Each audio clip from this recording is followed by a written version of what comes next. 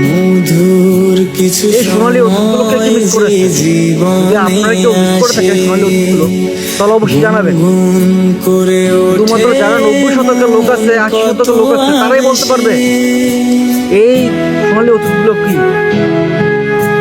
এক একটা যেন অতীত নয়, এক একটা যেন জীবন্ত অতীত। যে জিনিসগুলো কিনা আমরা পিছনে ফেলে এসেছি, সেই জিনিসগুলো এখনকার বলাযোগ্য দেখে না, সেই মজাগুলো এখন বর্তমান জেনারেশন করতে পারতেছে না। তারা এই জিনিসগুলো থেকে বঞ্চিত। তারা আজকে মোবাইলে ভিডিও গেমসের উপর সীমাবদ্ধ হয়ে গেছে। এই হারিকেন জ্বালিয়ে সন্ধ্যার পরে পড়তে পড়তে সন্ধ্যার পরে এই হারিকেনের উপরে যেটা নির্ভরশীলতা সেটা আজকে চলে গেছে। এই ট্যাপ রেকর্ডার কত মিস করি, এই ট্যাপ কত কাছে থেকে গান শুনতাম। এই খেলনাগুলো এই সময়ের একটা হারিয়ে যাওয়া এই স্মৃতিগুলো আমরা যে কি পরিমাণ মিস করি, এগুলো বলে বোঝানো যাবে না।